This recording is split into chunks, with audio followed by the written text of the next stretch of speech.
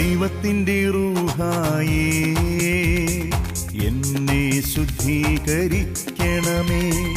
ദൈവത്തിൻ്റെ റൂഹായേ എന്നെ ശുദ്ധീകരിക്കണമേ. യേശുവിൻ്റെ ആത്മാവേ എന്നെ വിശുദ്ധീകരിക്കണമേ. യേശുവിൻ്റെ ആത്മാവേ എന്നെ വിശുദ്ധീകരിക്കണമേ. തിരുരക്തത്താൽ കഴുകണമേ. യേശുവിൻ്റെ രക്തത്താൽ കഴുകണമേ. തിരുരക്തത്താൽ കഴുകണമേ. യേശുവിൻ്റെ രക്തത്താൽ കഴുകണമേ.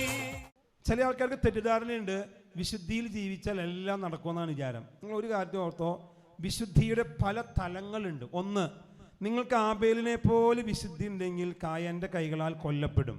ഇത് വിശുദ്ധിയുടെ ഒരു ഘടകമാണ്. രണ്ട്, നിങ്ങൾ ദാനിയെ പോലെ വിശുദ്ധി ഉണ്ടെങ്കിൽ ചിലപ്പോൾ സിംഹക്കുഴിയിൽ രക്ഷപ്പെടും. ഈ ആബേലിൻ്റെ വിശുദ്ധി തന്നെയാണ് ദാനിയേലിനുള്ളത്. ആബേൽ കൊല്ലപ്പെട്ടു, ദാനിയേൽ സംരക്ഷിക്കപ്പെട്ടു. വ്യത്യാസം കണ്ട? അതുകൊണ്ട് ദാനിയേലിനെ പോലെ സംരക്ഷിക്കപ്പെടുമെന്ന് കരുതി നിങ്ങൾ വിശുദ്ധിനെ ആശ്രയിക്കണമെന്നില്ല. ചിലപ്പോൾ നമ്മുടെ വിളി ആബേലാകാനായിരിക്കും.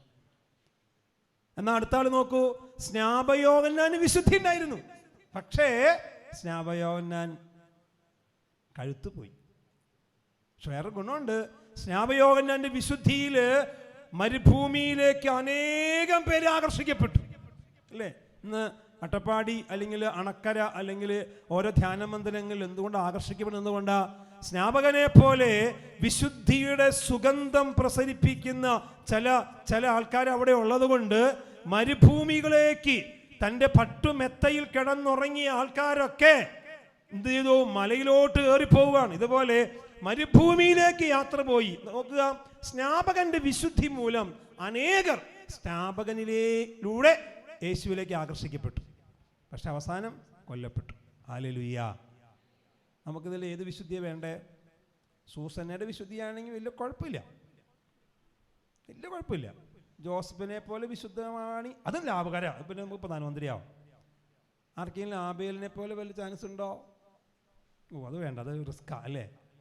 നമുക്കിങ്ങനെ വെള്ളങ്ങളൊക്കെ എങ്ങനെയൊക്കെയാണ് പോയാൽ മതി. എങ്ങനെയെങ്കിലും മൂക്കിൽ പഞ്ഞി വയ്ക്കുന്നവരെ തിന്നണം, ഉറങ്ങണം, കൊട്ടുവായി ഇടണം, അത്രയേ ഉള്ളൂ. അങ്ങനെയൊക്കെയാണ് പോട്ടെ എന്നൊരു ചിന്തയാണ് നമുക്കല്ലേ.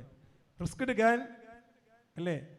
ഒരു കാര്യം നിങ്ങൾ ഓർത്തോ പ്രിയപ്പെട്ടവരെയും, കാക്കയുടെ സ്വാഭാവിക പ്രവണതകളെ മാറ്റി എടുക്കുന്ന സ്വഭാവത്തിൽ നിന്ന് കൊടുക്കുന്ന സ്വഭാവത്തിലേക്ക് കർത്താവിന് മാറ്റാൻ പറ്റുമെങ്കിൽ നമ്മുടെ ചില അടിസ്ഥാന സ്വഭാവങ്ങളെ ഈശോയ്ക്ക് മാറ്റാൻ പറ്റും. ഹല്ലേലൂയ. നമ്മുടെ ക്ഷിപ്രകോപം മാറ്റാൻ പറ്റും. നമ്മുടെ ചില ജഡികാസക്തി, ചില ചെറുപ്പക്കാർ പറയാറുണ്ട്, എത്ര ധ്യാനം കൂടിയാലും കണ്ണ് അങ്ങോട്ട് കൺട്രോൾ ചെയ്യാൻ പറ്റില്ല ബ്രദർ. പണ്ടൊരു ചെറുപ്പക്കാരൻ പറയണ്ടായി, എത്ര ധ്യാനം കൂടിയാലും ഒരു പെൺകുട്ടി മുന്നിൽ കൂടെ നടന്നു പോയാൽ ഞാൻ ഇടിഞ്ഞൊളിഞ്ഞ് വീഴും. അതെന്താ, നിനക്ക് എന്താ കുഴപ്പമുണ്ടോ? ഞാൻ അങ്ങനെയാണ്.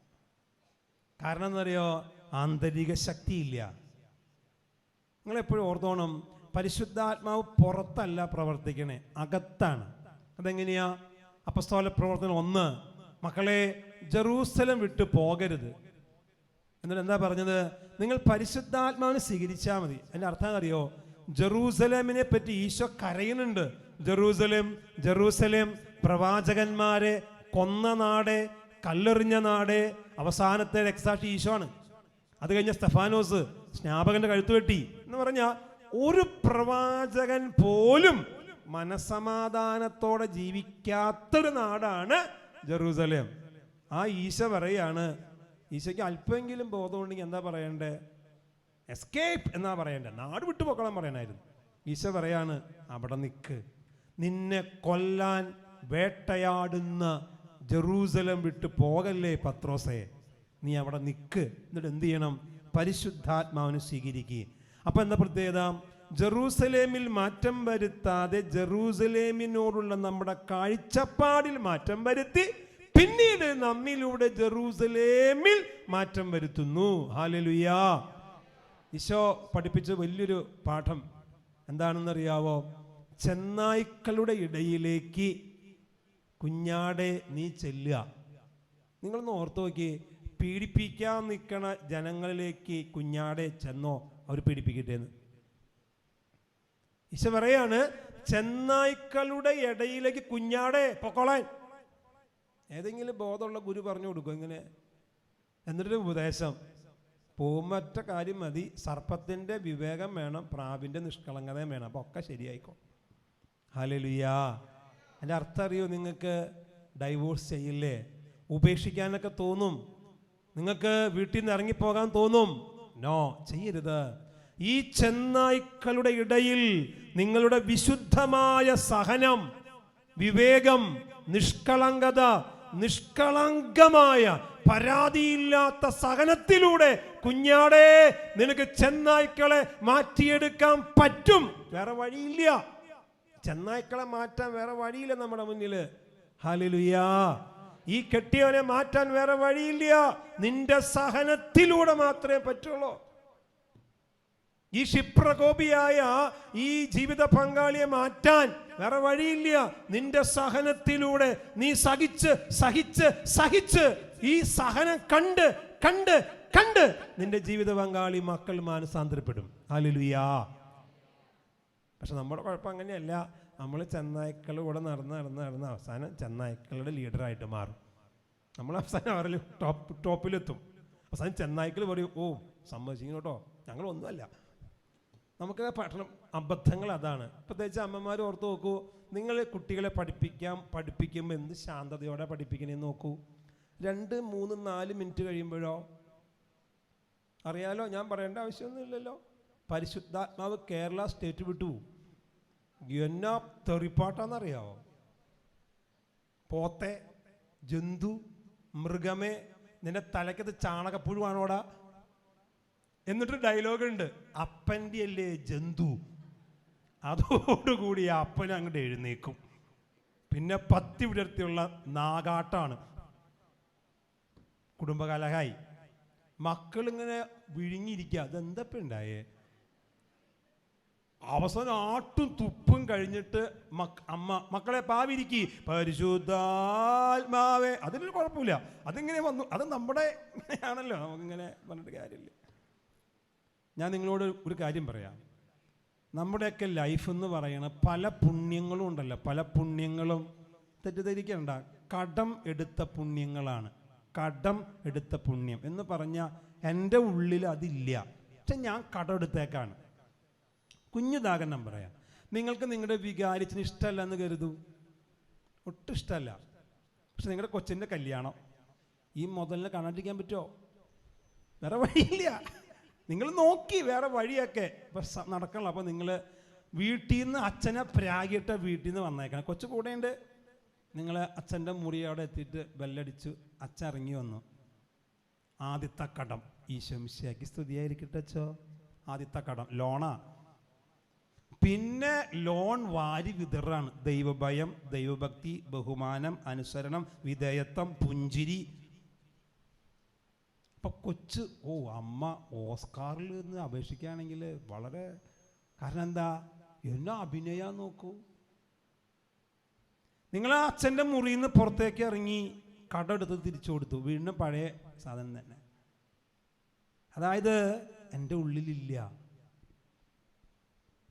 ഒരുപാട് ധ്യാനഗുരുക്കന്മാരുടെയും കാറ്റഗിസം ടീച്ചേഴ്സിൻ്റെയും കുടുംബ യൂണിറ്റ് ഭാരവാഹികളുടെയും 24 മണിക്കൂർ പള്ളിയിൽ ശുശ്രൂഷ ചെയ്യുന്നവരുടെയും മക്കൾ എന്തുകൊണ്ട് വഴി പിഴച്ചു പോകുന്നു ചിന്തിച്ചിട്ടുണ്ടോ? 10 കൊന്ത ബൈബിള് വായിക്കുന്നവര്, അല്ലെങ്കിൽ പള്ളിയുമായി ഒത്തിരി ആക്റ്റീവ് നടക്കുന്ന ആൾക്കാര് എന്തേ മക്കൾ വഴിയെറ്റി പോകുന്നു? പല കാരണമുണ്ട്. ഒരു കാരണം ഞാൻ പറയാം, അപ്പനും അമ്മയും കടമെടുത്ത പുണ്യത്തിലാ ജീവിക്കണേ. എന്ന് പറഞ്ഞാൽ പള്ളിയിൽ മുട്ടുകുത്തുന്ന വ്യക്തി വീട്ടിൽ മുട്ടുകുത്തണില്ല. പള്ളിയില് വിശുദ്ധമായി ജീവിക്കുന്നു, പക്ഷെ വീട്ടിൽ കാണുന്നില്ല. കാരണം എന്താ? ഞാൻ എവിടെ ചെല്ലണോ അതിനനുസരിച്ച് ഞാൻ പെരുമാറുന്നു. എൻ്റെ അകത്ത് ഇതില്ല. എൻ്റെ അകത്ത് ഞാൻ ഓർക്കുന്നുണ്ട്, ഒരു അമ്മ ദമ്പതികൾ കൗൺസിലിങ്ങിന് വന്നപ്പോൾ ഭർത്താവ് പറയുമായിരുന്നു, എൻ്റെ ഭാര്യ 7 കരുണക്കൊന്ത എത്തിക്കുമെന്ന് പറഞ്ഞു. ഞാൻ പറഞ്ഞു ഭാഗ്യവാൻ, ഇത്രയൊക്കെ വിശുദ്ധയായൊരു ഭാര്യനെ കിട്ടിയില്ലോ. അപ്പോൾ അയാൾ പറയാ, ബ്രദർ ഒന്ന് വീട്ടിലേക്ക് വായോ, അവളോട് കരുണക്കൊന്ത അവസാനിപ്പിക്കാൻ പറയാമെന്ന് പറഞ്ഞു. അപ്പം ഞാൻ ചോദിച്ചു അതെന്തേ? അപ്പം അയാൾ പറയാണ്, അവളോട് പറ ആദ്യം എന്നോട് കരുണ കാണിക്കാൻ പറ. അപ്പം ഞാൻ ചോദിച്ചു എന്താ പ്രശ്നം എന്താ? അപ്പോൾ അയാൾ പറഞ്ഞു, സന്ധ്യാപ്രാർത്ഥന കഴിഞ്ഞ് അവൾ ഈശോയ്ക്ക് ഉമ്മ കൊടുക്കണം കാണുമ്പോൾ കൊതിയായിട്ട് പാടില്ല ബ്രദർ, കൊതിയാവാണെന്ന് പറയും. അപ്പം ഞാൻ ചോദിച്ചു നീ എന്തിനാ കൊതിക്കണേ? ഒരെണ്ണം നമുക്കില്ല, ഒക്കെ ഈശോയ്ക്ക്. ഈശോയിൽ എനിക്ക് ഭയങ്കര അസൂയ ബ്രദറെ. എന്നാൽ ഈശോ ഒരു വാക്ക് പറഞ്ഞുകൂടെ ഈശോയ്ക്ക്? എടി പെണ്ണെ കെട്ടിയോനോ കൊടുക്കുന്നു പറയണ്ടിട്ട് പറയണില്ല. ഇപ്പം മനസ്സിലായല്ലോ, കടമെടുത്ത പുണ്യ. നമ്മളൊക്കെ കുറെ ആചാരത്തിൻ്റെ ഭാഗമായിട്ട് മാറരുത് പ്രിയപ്പെട്ടവരെ. പുറന്തോട്, വിത്ത് പൊതിയുന്ന പുറന്തോടുണ്ട്, പുറന്തോട് അല്ലേ, വിത്തകത്ത, അതാണ് ആരാധന. പുറന്തോട് ആചാരങ്ങളാ. ആചാരം മാത്രം പോരാ, കരുണ ഒഴുകണം. ഞാൻ ഈ കടമെടുത്ത പുണ്യം എന്താണെന്ന് കറക്റ്റ് പറഞ്ഞു തരാം. ഞാനൊരിടത്ത് ധ്യാനിപ്പിക്കാൻ വേണ്ടി പോയപ്പോൾ എൻ്റെ ക്ലാസ് തൊട്ട് മുമ്പ് ഒരു ക്ലാസ് ഉണ്ടായിരുന്നു. അപ്പോൾ ക്ഷമയുടെ ക്ലാസ്സായിരുന്നു, നല്ല വെടിക്കെട്ട് ക്ലാസ്സാണ്. അപ്പോൾ ഞാനിങ്ങനെ ഇന്ന് ചിന്തിക്കുക, ദൈവമേ ഇനി ഞാൻ ആരോടും ക്ഷമിക്കാനുണ്ടോ, ഇങ്ങനെ ചിന്തിച്ചുകൊണ്ടിരിക്കുകയാണ്. 1.5 മണിക്കൂർ ടോക്കൊക്കെ കഴിഞ്ഞ് ക്ലാസ് എടുക്കുന്ന ആൾ പുറത്തേക്ക് ഇറങ്ങി. അപ്പോൾ ക്ലാസ് എടുക്കുന്ന, അപ്പം ഭയങ്കര ശാന്തതയാണ് അവിടെ. പെട്ടെന്ന് ഒരു ഗ്ലാസ് തെറിച്ചു പോവുകയാണ്. ഇത് വീണതല്ലല്ലോ, എറിഞ്ഞതാണല്ലോ എന്ന് ഞാനിങ്ങനെ ചിന്തിച്ചിരിക്കുമ്പോൾ ഈ ഗ്ലാസിൻ്റെ പിറകെ ധ്യാനത്തിൻ്റെ കോഓർഡിനേറ്റർ ഓടി പോവാണ്. ഇതെന്താണ്, ആ ഗ്ലാസ് പിടുത്തമുണ്ടായിരിക്കും ഇവിടെ. അപ്പോൾ ഞാൻ കോഓർഡിനേറ്റർ ചോദിച്ചു, ആ ഗ്ലാസ് വീണതാണോ? അതിൻ്റെ പോക്ക് കണ്ടിട്ട് ഭയങ്കര ഫോഴ്സിലാണ് പോണേ, എറിഞ്ഞേക്കണതാ. അപ്പോൾ ആ ആൾ പറഞ്ഞു, ക്ഷമയുടെ ക്ലാസ് എടുക്കാൻ വന്ന വ്യക്തിക്ക് എല്ലാ പ്രാവശ്യവും ഓരോ ഗ്ലാസ് വെള്ളം മേശപ്പുറത്ത് വെക്കാറുണ്ടായിരുന്നു. എൻ്റെ പൊന്ന് ബ്രദറെ, ഈ പ്രാവശ്യം വെക്കാൻ മറന്നുപോയി. അതിൻ്റെ കലിപ്പ് തീർത്തതാണ് ആ ക്ഷമാശീലൻ. ആ വാക്ക് കണ്ടോ? ഞാൻ കുറ്റപ്പെടുത്താൻ വേണ്ടിയൊന്നും പറയുന്നതല്ല കേട്ടോ. നിങ്ങൾ മനസ്സിലാക്കേണ്ടത്, 1.5 മണിക്കൂർ ക്ലാസ് എടുത്ത ആ വ്യക്തിക്ക് എന്തില്ല? ക്ഷമയില്ല. പുള്ളി എടുത്ത ക്ലാസ്സിന് പറയുന്ന പേരാണ് കടമെടുത്ത ക്ലാസ്. ഹല്ലേലൂയ. നമ്മൾ അങ്ങനെ ആകരുതെന്ന് പറയാൻ വേണ്ടി ഞാൻ പറഞ്ഞെന്ന് മാത്രമേ ഉള്ളൂ. ഈ 2 വാക്കെന്ന് കേട്ടേ. കടമെടുത്ത പുണ്യങ്ങൾ മക്കളിലേക്ക് പകരപ്പെടുകയില്ല. കടമെടുത്ത പുണ്യങ്ങൾ നമ്മെ സ്വർഗത്തിൽ എത്തിക്കുകയില്ല. Hallelujah, hallelujah. ഒരു പഞ്ചസാര ചാക്ക് നിങ്ങൾ മുട്ടുസൂചി കൊണ്ട് കുത്തിയാലും വെട്ടുകത്തി കൊണ്ട് കുത്തിയാലും വടിവാള് കൊണ്ട് കുത്തിയാലും അതിൻ്റെ അകത്തുനിന്ന് എന്തേ വരുള്ളൂ? പഞ്ചസാര വരുള്ളൂ. ഒരു മാങ്ങ നിങ്ങൾ ഇടിച്ച് പിഴിഞ്ഞാലും മാങ്ങ നീരേ വരുള്ളൂ. ഒരു ക്രിസ്തു ഹൃദയത്തിലുള്ളവനെ നിങ്ങൾ ചവിട്ടി അരച്ചാലും അവൻ്റെ ഉള്ളിൽ നിന്ന് സ്നേഹേ പ്രവഹിക്കുള്ളൂ. ഹല്ലേലൂയ. അപ്പോൾ നിങ്ങൾ ചവിട്ടി നോക്കിയാലോ? വിവരം അറിയാം ബ്രദറെ അല്ലേ? അപ്പം ശരിക്കും എൻ്റെ ഉള്ളിൽ ആരാന്ന് അറിയാൻ പറ്റും അല്ലേ? അതാണ് ഇങ്ങനെ പറയണേ, പാര വയ്ക്കുമ്പോൾ അറിയാം യഥാർത്ഥ സ്വഭാവം. ചുമ്മാ പറയണതല്ല. നമ്മളൊക്കെ ഇസ്രായേലിൻ്റെ വേറൊരു പതിപ്പ. അതായത് ടൈമിന് മന്ന കിട്ടിയ ഹല്ലേലൂയ അല്ലേ, മന്ന കിട്ടിയ ഹല്ലേലൂയ, കിട്ടിയില്ലേ പണി പാളി അല്ലേ. നമ്മുടെ അതായത് കാര്യങ്ങളൊക്കെ നന്നായിട്ട് നടന്നാൽ റെഡിയാ. പക്ഷേ പലപ്പോഴും നടന്നില്ലെങ്കിൽ പിന്നെ പിണക്കായി, വഴക്കായി അല്ലേ, മുഖത്ത് വാട്ടമായി. പലപ്പോഴും സംഭവിക്കുന്നത് അതാണ്. ദൈവത്തിന് നമ്മുടെ ആവശ്യങ്ങളൊക്കെ അറിയാൻ പ്രിയപ്പെട്ടവർ. നമ്മളെ ചെയ്തത്രയേ ഉള്ളൂ. എന്താണെന്നറിയോ?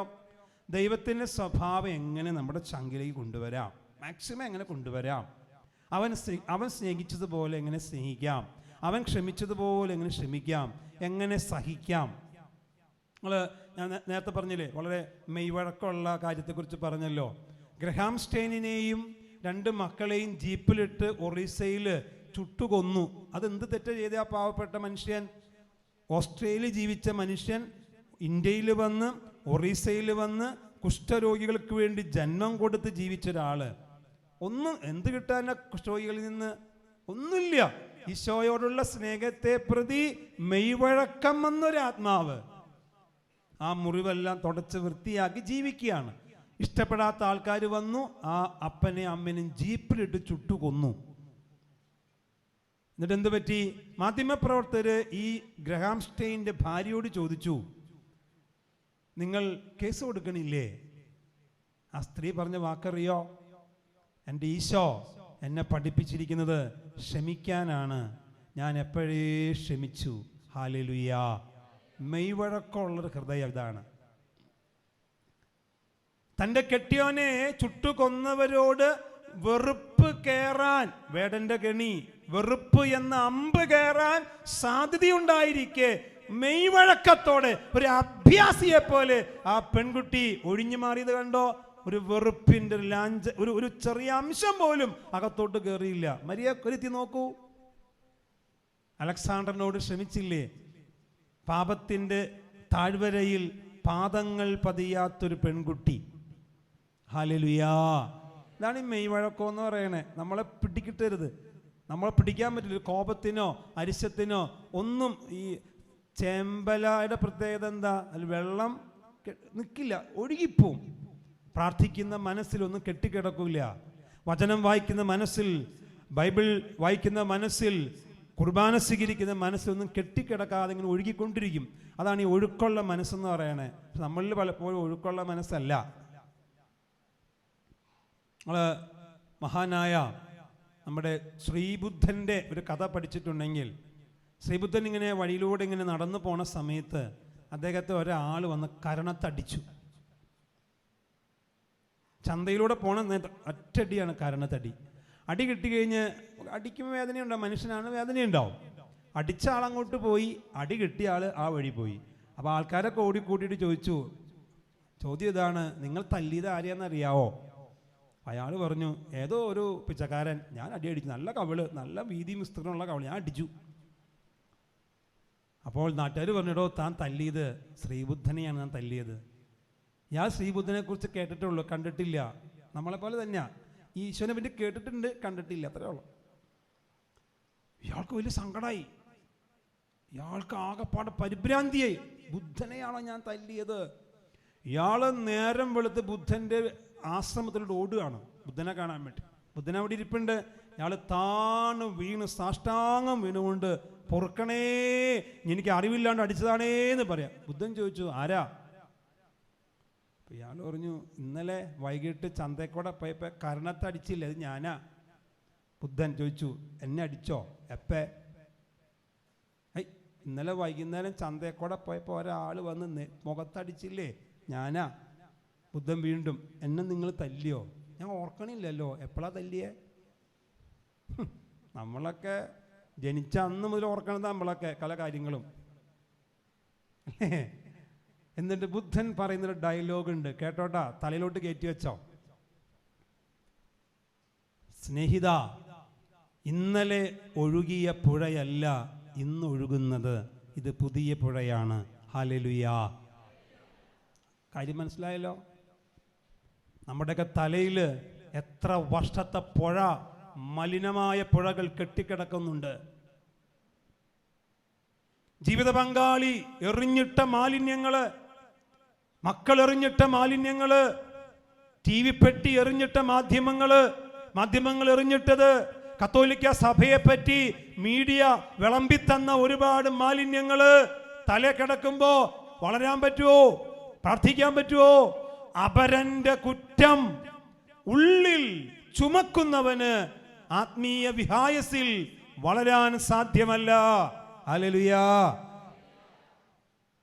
ഇന്നലെ ഒഴുകിയ പുഴയല്ല ഇന്ന് ഒഴുകണേ, ഇത് പുതിയ പുഴയാ. ഫ്രഷ് ആയിരിക്കണമെന്ന് അതിൻ്റെ അർത്ഥം. ഫ്രഷ്. ഈശോയെ നിങ്ങൾ നോക്ക്, നമ്മൾ സാധാരണ പാടുന്നൊരു പാട്ടുണ്ട്, കുരിശിലീശോ ക്ഷമിച്ചതുപോലെ ഞാനും ക്ഷമിച്ചിടുന്നു. സാധാരണ നമ്മൾ പറയാറുണ്ട്, ഈശോ കുരിശിൽ ക്ഷമിച്ചു. എൻ്റെ ചോദ്യം ഇതാണ്, ഈശോ കുരിശിൽ ക്ഷമിച്ചോ? ക്ഷമിച്ചു. എപ്പോഴായിരിക്കാം? ധ്യാനം കൂടാൻ പോയപ്പോഴായിരിക്കും അല്ലേ? അല്ലെങ്കിൽ അമ്മ പറഞ്ഞിട്ടുണ്ടോ, മോനെ ക്ഷമിച്ചോ, അല്ലെങ്കിൽ സ്വർഗത്തിൽ പോകാൻ പറ്റിയല്ല കേട്ടോ, അങ്ങനെ പറഞ്ഞു കൊടുത്തിട്ടുണ്ടാവോ? ഞാൻ ഒരു ദൈവശാസ്ത്രം സിമ്പിൾ, ഈശോ ക്ഷമിച്ചു എന്ന് പറയുമ്പോൾ അതിൻ്റെ അർത്ഥം എന്നാ? അതുവരെ ഈശോയ്ക്ക് ആരോടൊക്കെയോ വെറുപ്പുണ്ടായിരുന്നു എന്നല്ലേ? ഹല്ലേലൂയ. ഈശോ അങ്ങനെയാണോ? അല്ല. ഈശോ അതെപ്പോഴേ മറന്നു. ക്ഷമിച്ചു എന്ന് പറയുമ്പോൾ അതിൻ്റെ അർത്ഥം എപ്പോഴോ ഈശോയ്ക്ക് ആരോടൊക്കെയോ വെറുപ്പുണ്ടായിരുന്നു, ഒരു പ്രത്യേക സാഹചര്യത്തിൽ ഈശോ ക്ഷമിച്ചു എന്നാണ്.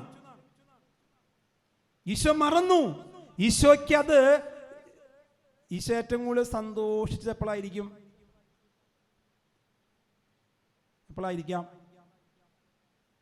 ഈശോ ഏറ്റവും കൂടുതൽ സന്തോഷ സമയം കുരിശിലായിരിക്കാം. എന്നാൽ ഒപ്പം വേദനയുണ്ട്.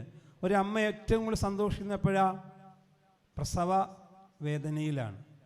അതാണ് അതിൻ്റെ ഒരു അല്ലേ, വലിയൊരു സംഭവം നടക്കാൻ പോകുന്നു, എന്നാൽ വലിയൊരു കുട്ടി ജനിക്കാൻ പോകുന്നു അല്ലേ, ഏറ്റവും കൂടുതൽ സന്തോഷ സമയമാണ്. അതാണ് ഈ സഹിക്കുന്നവർക്ക് എപ്പോഴും ആനന്ദമുണ്ട് ഉള്ളിൽ, എന്നാൽ അതിൻ്റെ വേദനയുണ്ട്. വേദനയുണ്ട്. ഈശോ മറക്കാണ്, ഒന്നും ഓർക്കണില്ല. കുരിശിൽ ഈശോ കാരണം എന്താ? മനുഷ്യകുലത്തെ പിശാചിന്റെ അടിമത്തത്തിൽ നിന്നിതാ മോചിപ്പിക്കാൻ പോണ സമയ, ഒരു പുതിയ ലോകത്തിന് ജന്മം കൊടുക്കാൻ പോവാണ്. ആ ആനന്ദത്തിന്റെ സന്തോഷത്തില്ല ഈശോ കുരിശിൽ കിടക്കുകയാണ്. ഹല്ലേലൂയ. അതല്ലേ പൗലോസ്ലീഹ പറയണേ, അവനോടൊപ്പം സഹിക്കാൻ പറ്റിയതിൽ എന്തൊരു ആനന്ദമായിരുന്നു പൗലോസ്ലീഹയ്ക്കൊക്കെ. അതിൻ്റെ സഹനത്തിൻ്റെ അർത്ഥം അറിയാവുന്നതുകൊണ്ടാണ്. നിങ്ങൾ ഓർത്തോണം, ഈശോ ക്ഷമിക്കുകയല്ല ചെയ്തത്, മറിച്ച് അവനത് മറന്നു. ഈശോ പിതാവിനോടാ പറയണേ ക്ഷമിക്കണേന്ന്. ഈശോ ക്ഷമിച്ചു എന്നല്ല പറയണേ, പിതാവേ ക്ഷമിക്കുക, ഞാനത് ഒഴുക്കി വിട്ടു, എനിക്കത് പ്രശ്നമല്ല. നമുക്ക് നോക്കൂ, ഈശോയുടെ ഈ ഒരു ഹൃദയം കിട്ടിയാൽ നമുക്ക് നല്ല മെയ് വഴക്കായി, പിന്നെ നമുക്കൊരു പോറല് പോലും ഏൽക്കൂല. ഹല്ലേലൂയ. നമുക്കിന്ന് എന്തോരം പോറലേക്കണല്ലേ. നോക്കി കണ്ടു, എന്നോട് മിണ്ടിയില്ല, ഞാൻ വീട്ടിൽ ചെന്ന് വിളിച്ചതാ കല്യാണം, എന്നിട്ട് അവൻ എന്നെ ഫോണിൽ കൂടെ വിളിച്ചേക്കണം. ഇനി എൻ്റെ വീട്ടിലെ പട്ടിക്കുട്ടി പോവും, പിറ്റേന്ന് പട്ടി കല്യാണത്തിന് പോവുക, പുള്ളി പോണില്ല. നോക്കൂ, ഞാൻ അങ്ങനെ ചെയ്തതാ, ഞാൻ എന്തോരം ചെയ്തതാണെന്നറിയോ, എന്നിട്ട് എന്നോട് ഇങ്ങനെയൊക്കെ പറഞ്ഞല്ലോ എന്നൊക്കെ പറയുന്ന ആൾക്കാരുണ്ട്. ഫ്ലെക്സിബിൾ അല്ല. നിങ്ങൾ പഴയ തോൽക്കുടങ്ങളാ, പുതിയ തോൽക്കുടമാകൂ. ഹല്ലേലൂയാ, ഹല്ലേലൂയാ. പുതിയ തോൽക്കുടമാകൂ, ഫ്ലെക്സിബിൾ. അപ്പോൾ നമുക്ക് അങ്ങനെ ഈശോയുടെ ഹൃദയം കിട്ടിക്കഴിഞ്ഞാൽ പിന്നെ ക്ഷമിക്കാം, സഹിക്കാം, വിട്ടുകൊടുക്കാം, തോറ്റുകൊടുക്കാം, ഒരു പ്രശ്നമില്ല. നമുക്ക് അതില്ല, കിട്ടാത്തത് കൊണ്ടാണ് നമുക്ക് വല്ലാണ്ട് സങ്കടങ്ങൾ, മനസ്സിൽ നിന്നൊന്നും പോകണില്ല. അപ്പം എന്താ കുഴപ്പമെന്നറിയോ? നമുക്ക് പ്രാർത്ഥനയിൽ ഉയരാൻ പറ്റില്ല. കാരണം ഏറുകൊണ്ട പക്ഷി എത്ര ഉയരത്തിൽ പറന്നാലും ഏറുകൊണ്ട പക്ഷി താഴെ വീഴും. വിശുദ്ധിക്ക് പോറലേറ്റാൽ പ്രാർത്ഥനയുടെ വിഹായസിൽ പറക്കാൻ സാധ്യമല്ല. ഹല്ലേലൂയ. അതുകൊണ്ടാണ് നമുക്ക് പ്രാർത്ഥനയിൽ അങ്ങോട്ട് ഉയരാൻ പറ്റാത്തത്. ചിലപ്പോൾ വൈകാരിക മുറിവുകളുണ്ട് നമുക്കല്ലേ, വൈകാരിക മുറിവുകൾ ഒത്തിരി ഉണ്ട് നമുക്ക്, സങ്കടങ്ങളുണ്ട് നമുക്ക്. ചിലപ്പോൾ നമ്മളൊക്കെ മുറിച്ചു കൊടുത്തിട്ട് മുറിവ് മാത്രം കിട്ടിയിട്ടുണ്ടാവും. ഇവിടെ ഇരിക്കുന്ന അപ്പന്മാർ കാലത്ത് മുതൽ വൈകുന്നേരം ഒരു പണിയെടുത്ത് വീട്ടിൽ വരുമ്പോൾ എല്ലാ അപ്പന്മാരുടെ കയ്യിലും ഒരു സഞ്ചി ഉണ്ടാവും. അതിൽ ഇച്ചിരി പച്ചമുളക്, സബോള, ഉണക്കമീൻ, ഉണങ്ങാത്ത മീൻ ഒക്കെ ആയിട്ട് വന്നെ അപ്പൻ.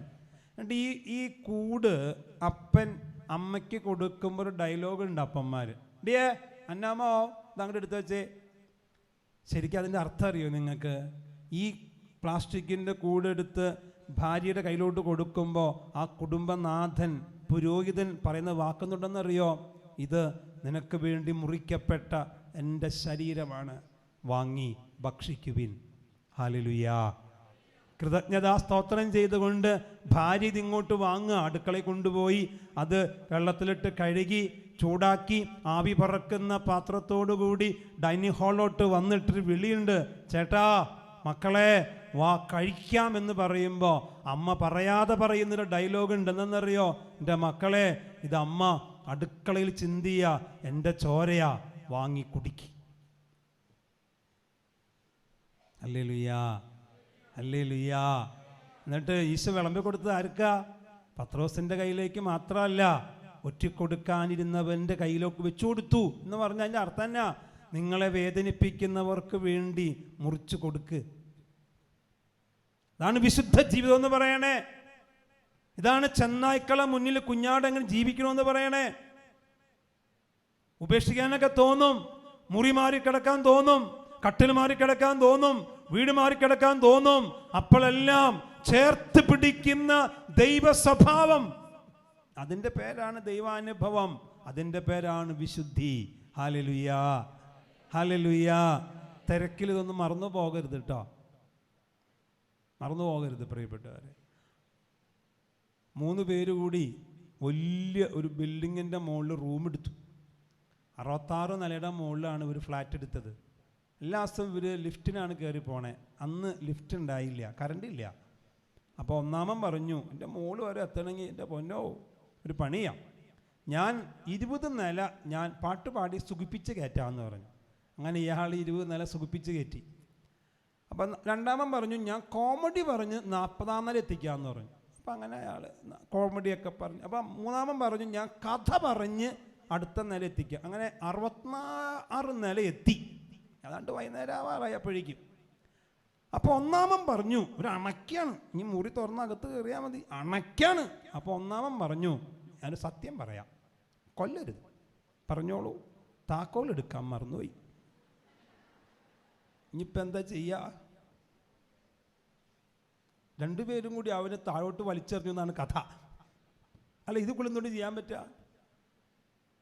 എൻ്റെ ചോദ്യം ഇതാണ്, എന്തെങ്കിലും എടുക്കാൻ മറന്നോ? നിൻ്റെ അമ്മയെ, നിൻ്റെ അപ്പനെ, ലാസറിനെ എടുക്കാൻ മറന്നോ? കുദാശകളെ എടുക്കാൻ മറന്നോ? വചനം എടുക്കാൻ മറന്നോ? അപ്പം എടുക്കാൻ മറന്നോ? എന്തെങ്കിലും മറന്നോ? ആ താക്കോൽ മറക്കരുത് പ്രിയപ്പെട്ടവരെ. അതുകൊണ്ട് നമ്മുടെ വിശുദ്ധ ജീവിതം തുടരുക, എടുക്കണതൊക്കെ എടുക്കുക. ഈശോ പറഞ്ഞില്ലേ, യേശു ക്രിസ്തു പറഞ്ഞില്ല, എല്ലാ ആയുധങ്ങളും തിന്മയെ ചെറുത്തു തോൽപ്പിക്കാൻ എല്ലാ ആയുധങ്ങളും എടുക്കുക. മറന്നോ ആയുധങ്ങളൊക്കെ? സ്നേഹം, ക്ഷമ, ശാന്തത, സൗമ്യത ഒക്കെ മറന്നോ? പകരം മാരകായുധങ്ങളാണോ കയ്യിൽ? കോപം, അരിശം, ദേഷ്യം, പരാതി, പിറുപിറുപ്പ്, ഇതൊക്കെയാണോ? അതൊക്കെ ഉപേക്ഷിച്ചിട്ട് യേശു ക്രിസ്തു എന്ന ആയുധം ധരിക്കുക. ഹല്ലേലൂയാ. പത്രോസിനെ പോലെ വല്ല വാളും ഒക്കെ എടുത്ത് തുളനുണ്ടെങ്കിൽ ആ വാൾ അങ്ങോട്ട് കളയാ. എന്നിട്ട് പറയ്, പത്രോസേ വാൾ ഉറയിലിടാവേ, അങ്ങോട്ട് സഹിക്കി, ഇത് നമ്മുടെ അപ്പം വിളമ്പണ പാത്ര, അങ്ങോട്ട് കുടുക്കി, നീ ആ വാൾ ഉറയിലിട്ടേ. നിങ്ങളിന്ന് ഇവിടുന്ന് പോകുമ്പോൾ ഒരു പരാതിയുടെ വാളും വേണ്ട. അയ്യോ, ഞാൻ വിശുദ്ധിയിൽ ജീവിച്ചിട്ട് എനിക്ക് ഇങ്ങനെയൊക്കെ വന്നല്ലോ, അല്ലെങ്കിൽ അങ്ങനെ സങ്കടപ്പെട്ടല്ലോ, അല്ലെങ്കിൽ എന്തോരം ഞാൻ സഹിക്കണേ. സഹനം എന്ന വാക്കിൻ്റെ അർത്ഥം തന്നെ എന്തുട്ടാ? ദൈവത്തോടൊപ്പമുള്ള സഹവാസം എന്നാണ്. അതുകൊണ്ട് ടെൻഷൻ അടിക്കണ്ട. നമ്മുടെ വിശുദ്ധ യാത്ര തുടരുക. സ്വർഗത്തിലെത്തുവോളം സ്വർഗത്തിൽ നിന്ന് വരുന്ന മന്ന, നമുക്കറിയാം, കാനാൻ ദേശത്ത് കാല് കുത്തണ വരെ മന്ന കറക്റ്റ് സമയത്ത് പെയ്തുകൊണ്ടിരുന്നു. നമുക്കൊരു മന്നയുണ്ട്, സ്വർഗത്തിൻ്റെ മന്ന. സ്വർഗത്തിലെത്തണ വരെ ആ കുദാശകൾ സ്വീകരിച്ച് സഭയോട് ചേർന്ന് വിശുദ്ധ യാത്ര തുടരുക. മുറിവേറ്റാലും മുന്നോട്ട് പോവുക. ആബേലിനെ പോലെ കൊല്ലപ്പെട്ടാലും ടെൻഷൻ അടിക്കേണ്ട. സ്നാപകനെ പോലെ ആയാലും കുഴപ്പമില്ല, സൂസനെ പോലെ ആയാലും കുഴപ്പമില്ല, പൂർവ്വ ജോസഫിനെ പോലെ ആയാലും കുഴപ്പമില്ല. യാത്ര തുടരുക.